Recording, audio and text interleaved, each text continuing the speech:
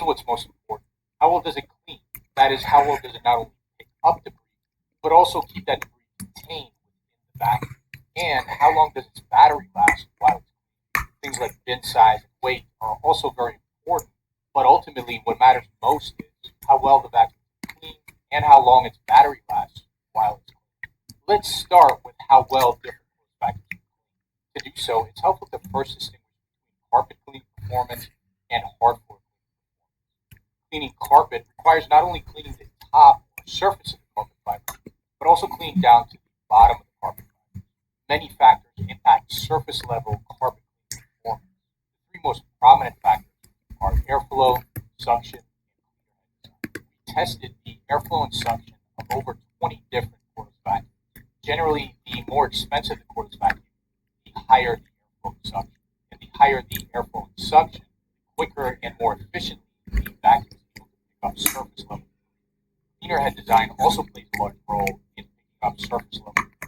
Four cleaner head types dominate the market. The first is the Dyson Direct Drive style. Note that this general style of cleaner head is not unique to Dyson vacuums. Many other manufacturers also implement the same basic design. Next, we have the Dyson Torque Drive style.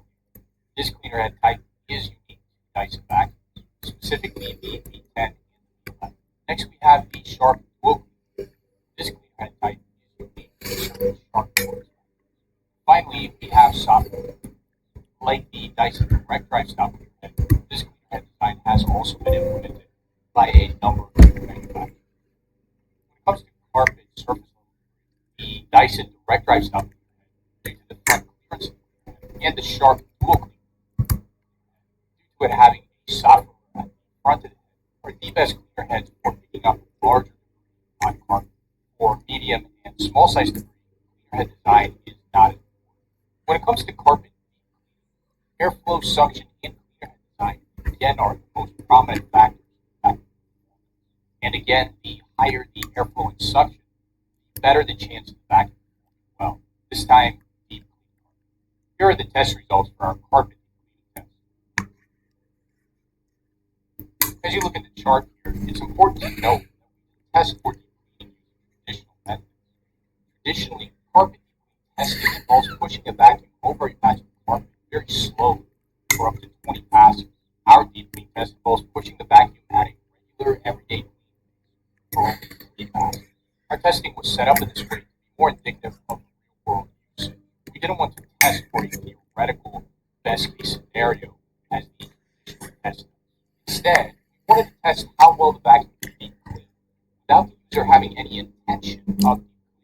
This is, after all, how you're going to use the vacuum most of the time. Most of the time, you're just going to use it regularly without any intention of deep cleaning. And we wanted to test how well the vacuum can clean from the top down to the bottom of the carpet fibers under such everyday conditions. The Shark AI Robot Vac Mop Pro. It vacuums and it wet mops. And here are our carpet deep cleaning test results once again. For maximum suction, our crevice test shows how well the vacuum can seal. The better the vacuum performs in this test, the better it is able to seal for maximum suction, which increases its ability to pick up non-visible fine debris on hard floors. Here is a list of the best and worst sealing cordless vacuums on the market according to our testing. Now, so far we've only discussed picking up, but in order to clean properly, a good cordless vacuum needs to be able to do more than just pick up debris. It also moving smaller particles. The post-mortem filter is especially important because it represents the last line of defense against particles exhausting out of the vacuum. If the post-mortem filter is unable to remove any remaining particles from the air that travels through the vacuum, those particles will exhaust out of the vacuum, get into the air surrounding the vacuum, and eventually fall to the surface where the vacuum picked them up from to begin with. Obviously, you want a vacuum equipped with a post-mortem filter that's going to prevent this from happening. And the best way to ensure that you get a vacuum with a post-mortem filter that will prevent this from happening is to buy a vacuum equipped with a HEPA post-mortem filter, a filter that can remove up to 99.97% of particles 0.3 microns or larger from the air that travels through the vacuum. In the air purifier world, HEPA filtration is the gold standard for particle filtration. In the same applies here when it comes to filters or cordless vacuum. You absolutely want to buy a cordless vacuum equipped with a HEPA post-mortem filter. So you need to be careful about it. Their vacuum is equipped with a HEPA post-mortem filter. Certain budget brands have caught on that HEPA is the standard that as having HEPA filters, regardless of whether they actually have HEPA filters or not. Now, you can certainly trust big brands like Dyson, Hoover, when it comes to filtration specifications, but definitely be wary of lesser-known brands that are newer to market. This particular lesser-known budget brand is marketed as having a HEPA filter. We think it's safe to say that it most likely does not, according to these test results. All of the other cordless vacuums we tested with a HEPA filter pass the same test without it. Here are the complete filtration and sealing test results for all of the 20 plus cordless vacuums we bought.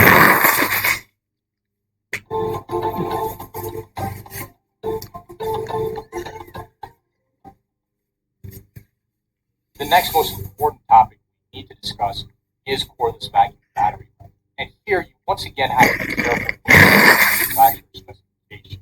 Manufacturers tend to specify battery life for best case scenarios. For example, they might specify battery life for when the vacuum is used in handheld mode on low power. Since it uses less power in handheld mode with no cleaner head connected to the vacuum, and especially on a lower power mode. This gives the best battery life possible for the vacuum. The numbers look great from a marketing perspective, but they're not very helpful to you because they don't describe how you will actually use the vacuum most of the time. Other vacuum review channels and websites try to combat these issues by specifying tested battery life with the cleaner head attached and with it removed on different floor types and on different power settings, comparing consistent battery life numbers under consistent real-world conditions. This gives you more information to work with, but this is still not sufficient information to properly evaluate battery life. Additional information, additional context to properly compare the battery life of one cordless vacuum versus another. That context is how well the cordless vacuum actually works in the real world. If a particular model has great battery life but offers poor real world performance, its great battery life is essentially a report. Why we always evaluate battery life relative to real world performance.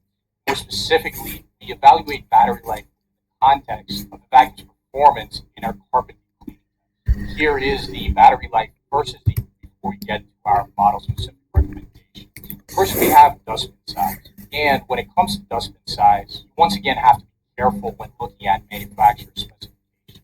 Manufacturers often list bin size in terms of the overall volume of the bin. We measured bin size in terms of the volume of debris that the bin can hold, reaches the bin's maximum fill volume. This volume is often less than the overall volume of the bin specified by the manufacturer. It's also important to note that most cordless vacuums have very small bins that fill up extremely fast, especially if you vacuum a lot of debris or large debris that takes up a lot of space in the bin, like pet hair, for example. So you really want to buy a vacuum as large of a bin as possible. This chart shows the maximum measured bin capacity of all of the cordless vacuums tested. Another important feature to consider is the vacuum's weight in your hand as you vacuum. Manufacturers tend to describe weight in terms of the overall weight. This doesn't really describe how light or heavy the vacuum feels in your hand while you vacuum. We measured overall weight, but we also measured and put emphasis in our reviews on weight in the hand. This is a much better metric for describing how easy the vacuum is to handle and This chart shows the measured weight in the hand for all the cordless vacuum clean carpet very well. The standard cleaner head did struggle a bit picking up larger debris on hard floors, though the same was the case for most other cordless vacuums. And a soft roller HEPA post-mortem filter, and as such, passed our price range. And sometimes don't even get it with more expensive cordless vacuums. The A11 also has a